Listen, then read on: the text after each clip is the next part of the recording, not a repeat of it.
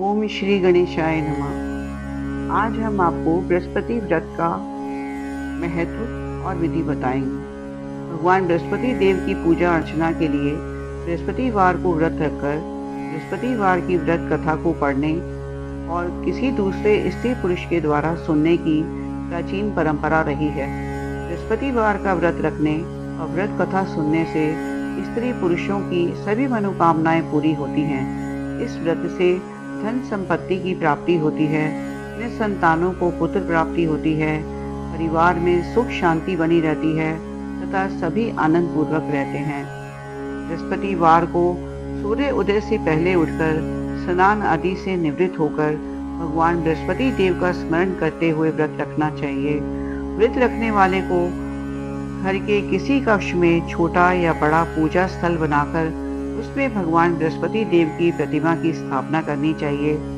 घर के समीप किसी मंदिर में जाकर भी भगवान बृहस्पति देव की पूजा की जा सकती है। भगवान बृहस्पति देव पीले रंग के पुष्प और पूजा की पीले रंग की सामग्री को विशेष रूप से पसंद करते हैं, इसलिए स्नान के बाद पीले रंग के वस्त्र धारण करने का विशेष महत्व बताया गया है। पीले रंग के पुष्प, केले और पीले चंदन से भगवान बृहस्पति देव की पूजा का विधान है। बृहस्पतिवार के व्रत में पूजन करने वाले को पूरे दिन में एक ही समय भोजन करना चाहिए।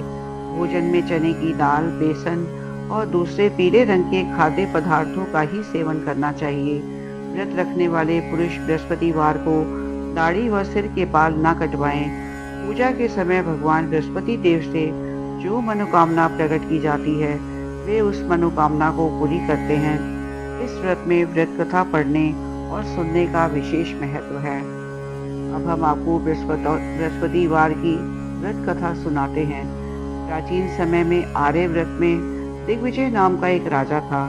राजा दिग्विजय अपनी प्रजा के सुख दुख का बहुत ध्यान रखता था। राजा के महल से कोई निर्धन खाली हाथ नहीं जाता था।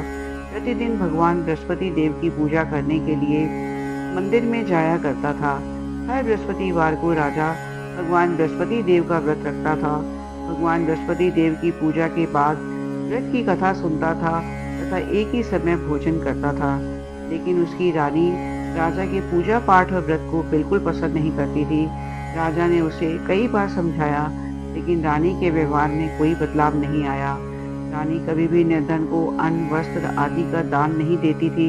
इतना ही नहीं, वह राजा को भी व्रत रखने, निर्धन को धन, वस्त्र आदि का दान देने के लिए मना करती थी।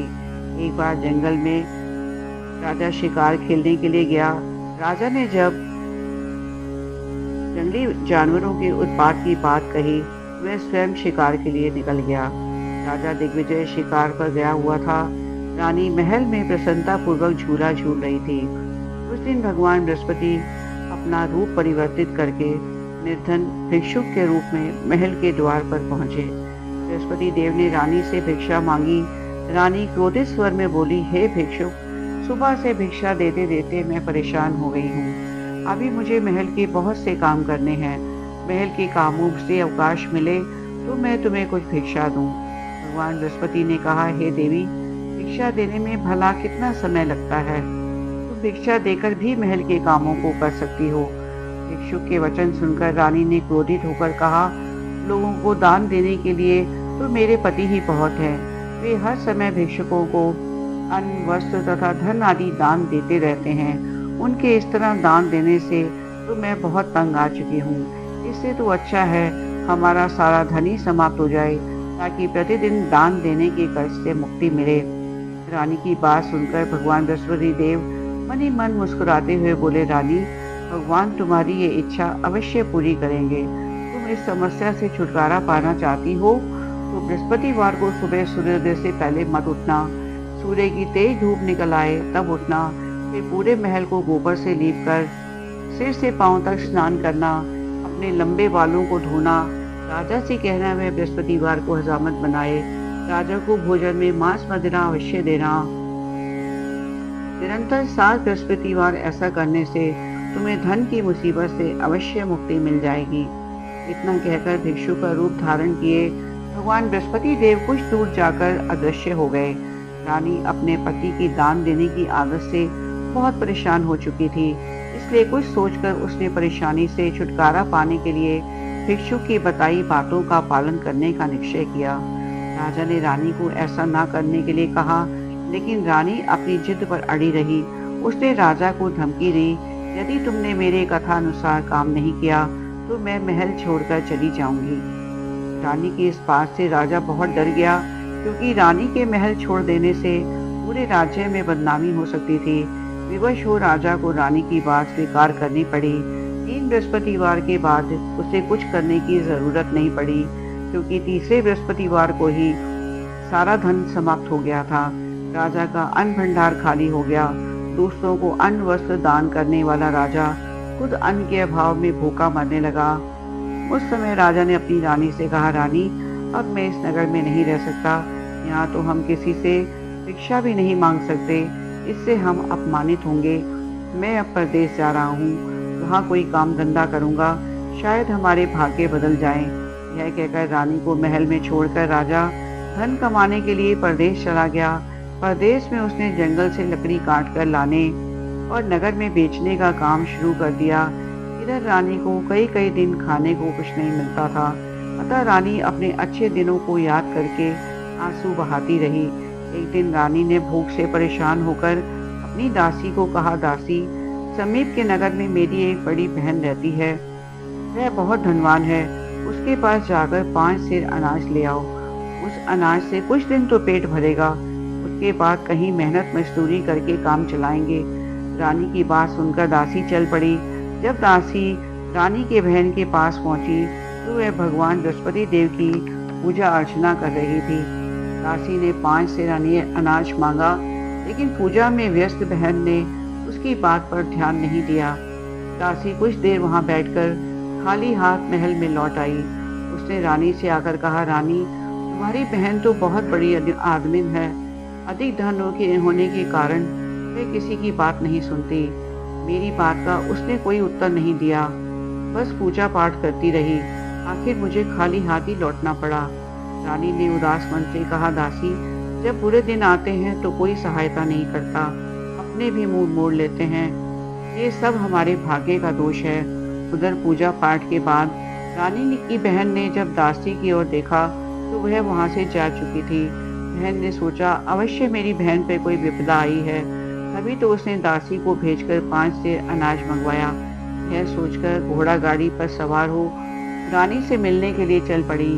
रानी के महल में पहुंचकर उसने कहा, बहन, मुझे क्षमा करना, जब तुम्हारी दासी आई थी उस समय मैं बृहस्पति देव की पूजा कर रही थी, इसलिए पूरी व्रत कथा सुने बिना मैं उठ नहीं सकती थी। बृहस्पतिवार का पूजन समाप्त करके जब मैं उठी तो तुम्हारी दासी वहां से लौट आई थी।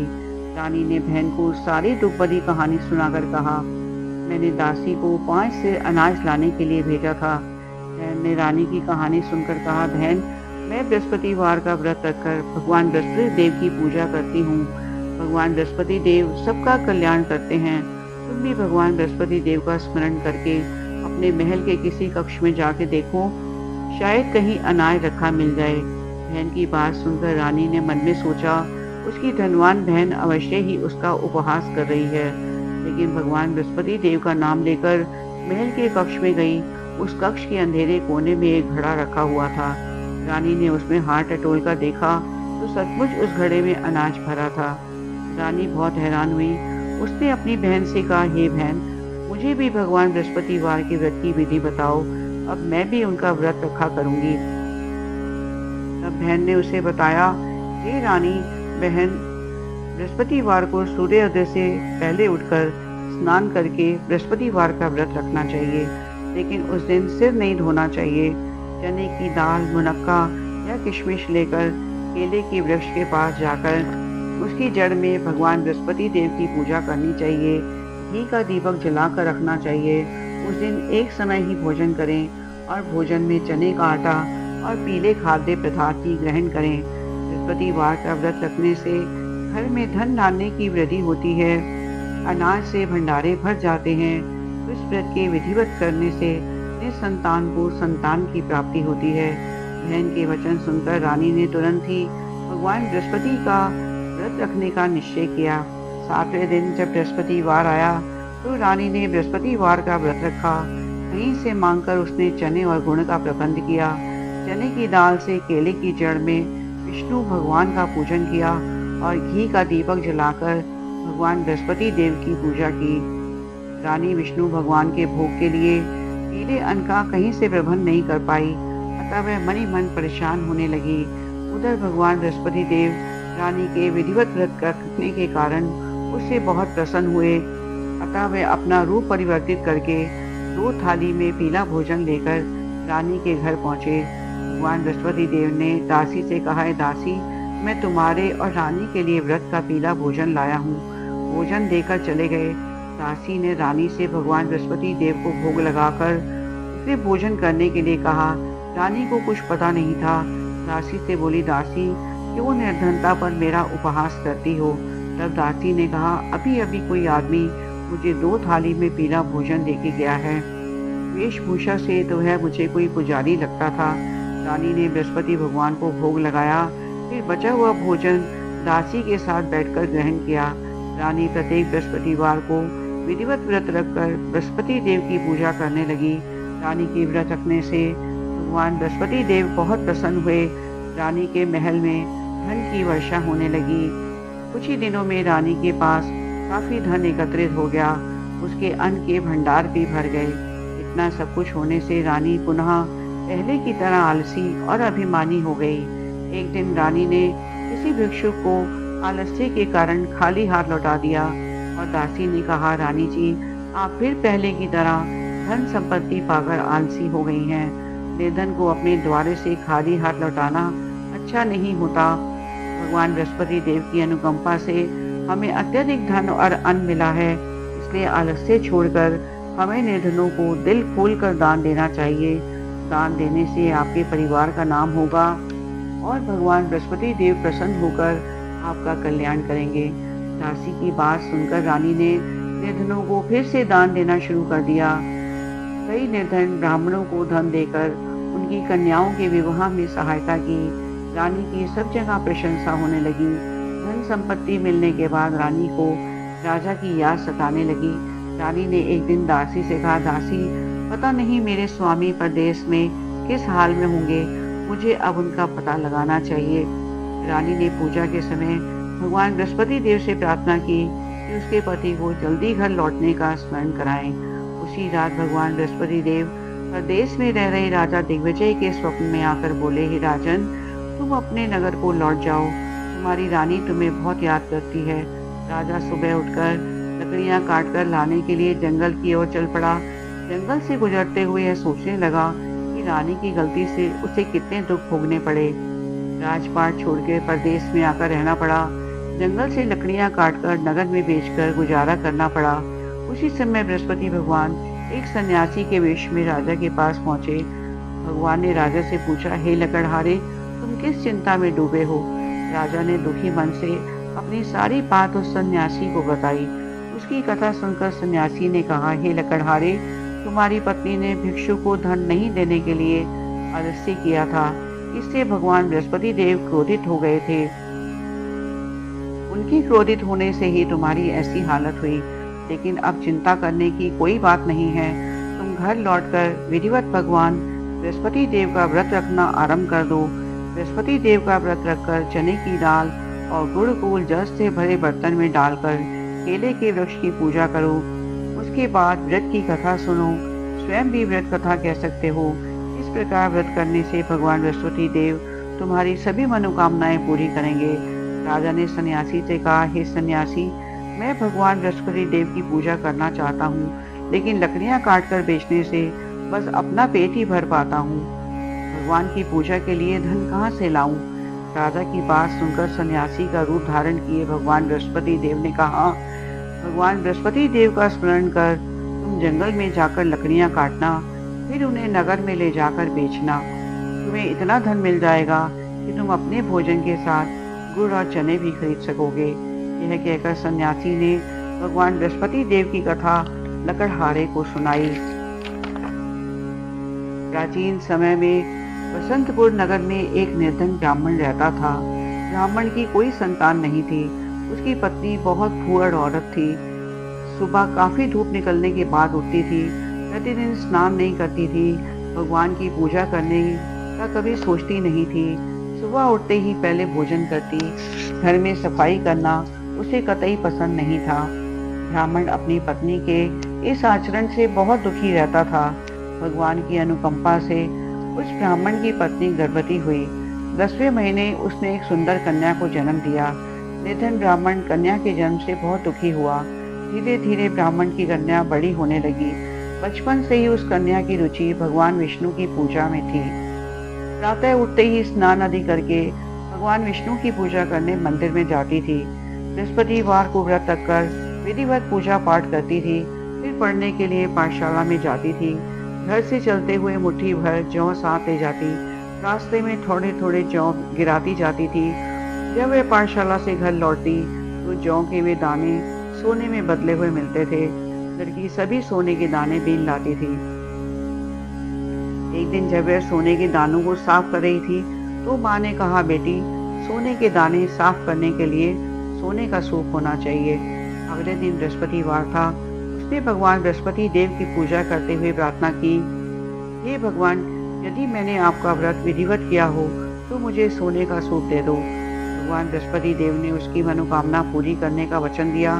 पाठशाला से लौटते समय उसे रास्ते में एक सोने का सूप पड़ा हुआ मिला। घर लौटकर सोने का सूप अपनी माँ को दिखाकर सोने के दाने साफ करने लगी।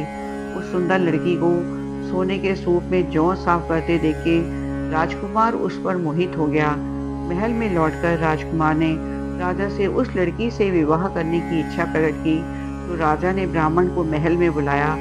राजकुमार से उसकी लड़की के विवाह की बात कही। ब्राह्मण शीघ्र ही तैयार हो गया। धूमधाम से उस लड़की का विवाह राजकुमार से हो गया।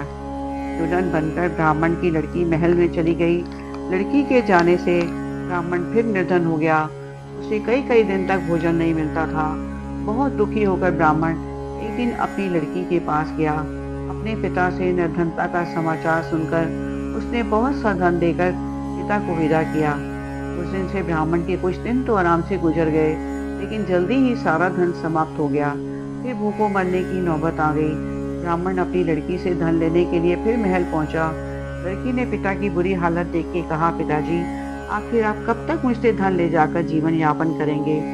आप कोई ऐसा उपाय क्यों नहीं करते जिससे आपका घर भी धन संपत्ति से भर जाए? ब्राह्मण ने कहा, मैंने तेरी माँ को बहुत समझाया पर इसकी समझ में कुछ भी नहीं आता। उसका फूहड़पन नष्ट हो तो घर की निर्धनता भी दूर हो जाए। तब सब कुछ सोचकर लड़की ने अपने पिता से कहा, पिताजी, आप कुछ दिनों के लिए माँ को मेरे पास छोड़ जाओ। ब्राह्मण अपनी पत्नी को लड़की के पास महल में छोड़ आया। लड़की ने अपनी माँ से कहा, माँ, तुम कल प्रातः स्नान आदि करके भगवान बृहस्पति देव की पूजा अवश्य करना। पूजा करने से तुम्हारी निर्धनता अवश्य दूर हो जाएगी। लेकिन माँ ने उसकी कोई बात नहीं मानी। तब क्रोधित होकर लड़की ने अपनी माँ को एक कक्ष में बंद कर दिया। सूर्य उदय के समय माँ को उठाकर जबरदस्ती उसे स्नान कराया। फिर मंदिर में ले जाकर भगवान बृहस्पति देव की पूजा कराई। कुछ दिनों तक ऐसा करने से उस लड़की की माँ की बुद्धि में परिवर्तन हुआ और वह स्वयं बृहस्पतिवार का व्रत करने लगी। उसके व्रत रखने से ब्राह्मण के घर में भगवान विष्णु की अनुकंपा से धन की वर्षा होने लगी। दोनों पति पत्नी धन धान्य पाकर आनंद पूर्वक जीवन यापन करते हुए विष्णु धाम को चले गए। लकड़हारा बने राजा ने सन्यासी से भगवान बृहस्पति देव की यह कथा सुनकर बृहस्पतिवार का व्रत रखकर भगवान विष्णु की पूजा की। उस दिन से उसके सभी क्लेश दूर हो गए। लेकिन अगले बृहस्पतिवार को कामकाज की अधिकता के कारण भगवान बृहस्पति देव का व्रत नहीं रखा। भगवान बृहस्पति देव लकड़हारे बने राजा से बहुत क्रोधित हुए और उसे इस भूल की सजा दी। नगर के राजा ने घोषणा की कि प्रत्येक नागरिक मेरे महल में भोजन करने आए, जो नहीं आएगा उसे भारी दंड दिया जाएगा। लकड़हारा बने राजा ने उस नगर के राजा की घोषणा तो सुनी, लेकिन जंगल से लकड़ी काटकर लाने और बेचने में देर हो जाने के कारण वह समय पर महल में भोजन करने नहीं जा सका। अतः राजा के सैनिक लकड़हारे को पकड़कर महल में ले गए। राजा ने उसे महल के कक्ष में बैठाकर भोजन कराया। उस कक्ष में एक खूंटी पर रानी का सोने का हार लटका था। लकड़हारा अकेला उस कक्ष में भोजन कर रहा था। तभी उसने एक आश्चर्यजनक घटना देखी। देखते ही देखते खूंटी हार को निगल गई। थोड़ी देर के बाद राकर के राजा ने हार को गायब देखा तो लकड़हारे को कारावास में डलवा दिया। लकड़हारा मनी मन अपने भाग्य को कोसने लगा। तभी उसे जंगल में मिले सन्यासी का स्मरण हो गया। थोड़ी देर में भगवान बृहस्पति देव सन्यासी के रूप में प्रकट हुए और कहा, लकड़हारे, तुमने भगवान बृहस्पति देव की पूजा नहीं की, इसी कारण तुम्हें कष्ट हुआ। लेकिन अब चिंता मत करो, बृहस्पतिवार के दिन कारागार के दरवाजे पर पैसे पड़े हुए मिलेंगे। भगवान बृहस्पति देव का व्रत रखकर और उन पैसों से पूजा सामग्री मंगवाकर उनकी पूजा करोगे तो तुम्हारे सुख दूर हो जाएंगे। बृहस्पतिवार के दिन दरवाजे पे मिले पैसों से चने और गुड़ मंगाकर लकड़हारे ने बृहस्पतिवार की कथा सुनाई तो भगवान बृहस्पति देव ने प्रसन्न होकर उस नगर के राजा को स्वप्न में लकड़हारे को कारागार से मुक्त करने को कहा। सुबह राजा ने अपने कक्ष में जाकर देखा तो खूंटी पर रानी का हार मिल गया। राजा ने लकड़हारे को मुक्त कर दिया और उसे बहुत सारा धन और आभूषण देके विदा किया। लकड़हारा बना राजा उस नगर से चल के अपने नगर में पहुंचा और उस नगर में कुएं, धर्मशाला, बाग, बगीचे देखकर बहुत प्रसन्न हुआ। राजा ने एक व्यक्ति से पूछा, ये कुएं, धर्मशाला किसने बनवाई है? उस व्यक्ति ने राजा को बताया, ये सब रानी और उसकी दासी ने बनवाए हैं। राजा नगर के जिस भी आदमी से इसके बारे में पूछता, सब रानी और दासी का नाम बताते। राजा जब महल में पहुंचा तो रानी ने उसका भव्य स्वागत किया। तब राजा ने निश्चय किया, सप्ताह में एक बार तो सभी बृहस्पति देव का व्रत और पूजन करते हैं। मैं प्रतिदिन व्रत किया करूंगा तथा दिन में 3 बार कथा करूंगा। राजा हर समय दुशाले में चने की दाल बांधे रहता तथा दिन में 3 बार बृहस्पति देव की कथा कहता। कुछ दिनों के बाद राजा को अपनी बहन की याद आई। एक दिन घोड़े पर सवार होकर राजा अपनी बहन से मिलने चला। अभी राजा नगर के बाहर पहुंचा ही था कि उसने कुछ लोगों को एक शव को ले जाते देखा। राजा को स्मरण हुआ, आज उसने किसी को बृहस्पतिवार की व्रत कथा नहीं सुनाई। राजा ने लोगों को रोक के कहा, भाइयों, आप शव को ले जाने से पहले मुझसे बृहस्पतिवार की कथा सुन लें। लोगों ने राजा पर क्रोधित होते हुए कहा, तुम पागल हो गए हो। लेकिन कुछ दिन बूढ़े लोगों ने कहा, अच्छा भाई, साथ चलते चलते तुम अपनी कथा सुना लो। राजा ने चलते हुए आधी कथा ही सुनाई थी कि शव हिलने लगा। राजा की पूरी कथा सुनाते ही शव उठकर बैठ गया।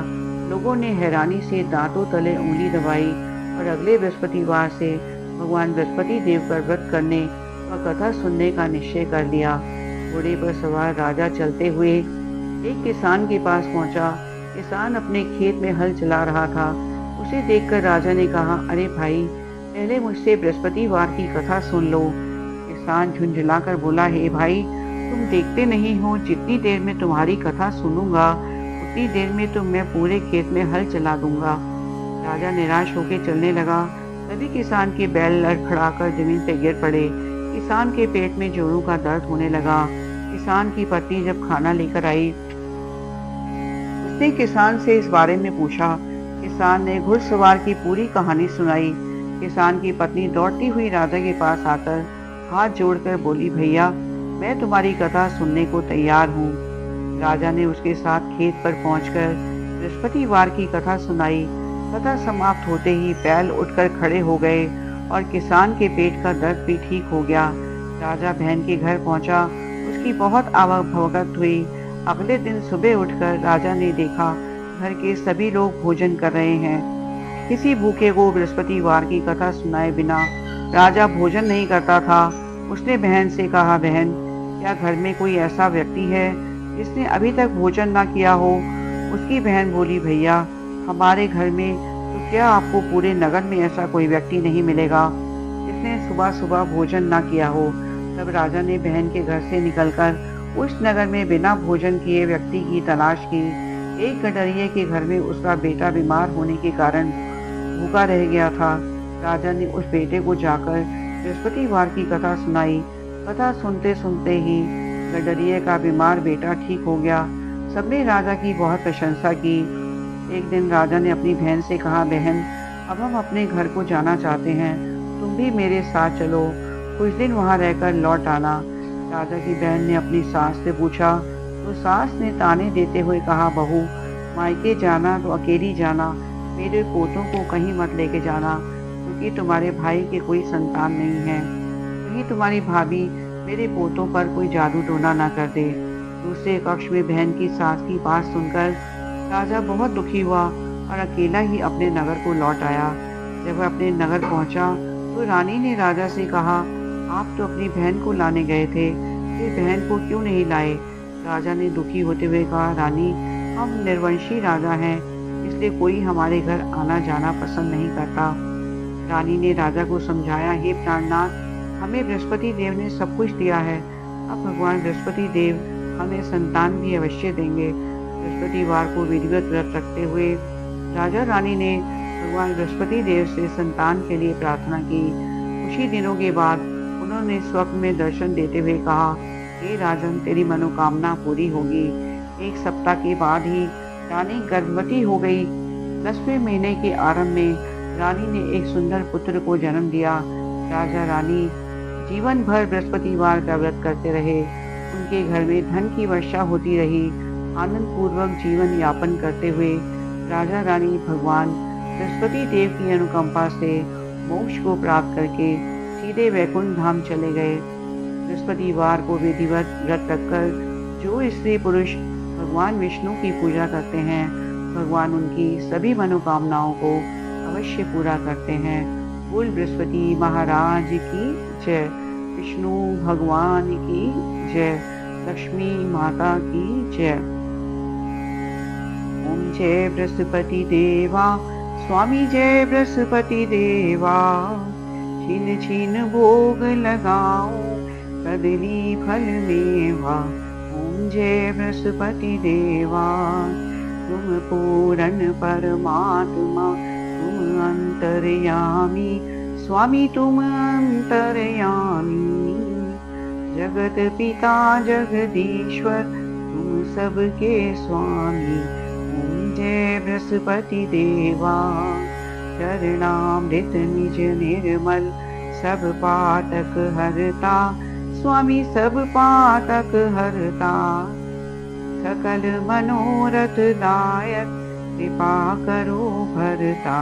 ओम जय बृहस्पति देवा, तन मन धन अर्पण कर, जो जन शरण पड़े, स्वामी जो जन शरण पड़े। प्रभु प्रकट तब होकर, आकर द्वार खड़े। ओम जय बृहस्पति देवा, दीन दयाल दयानिधि, भगतन हितकारी, स्वामी भगतन हितकारी। पाप दोष दुख हरता, भव बंधन हारी। ओम जय बृहस्पति देवा, सकल मनोरथ दायक, सब संशय हारी, स्वामी सब संशय हारी। विषय विकार मिटाओ, संतन सुखकारी। ओम जय बृहस्पति देवा, जो कोई आरती तेरी प्रेम सहित गावे, स्वामी पढ़े सुने गावे। ज्येष्ठानंद आनंद कर, ज्येष्ठानंद आनंद कर, सुनिश्चय पावे। ओम जय बृहस्पति देवा, ओम जय बृहस्पति देवा, स्वामी जय बृहस्पति देवा। छिन छिन भोग लगाओ, कदली फल मेवा। ओम जय बृहस्पति देवा। सब बोलो विष्णु भगवान की जय, बृहस्पति भगवान की जय।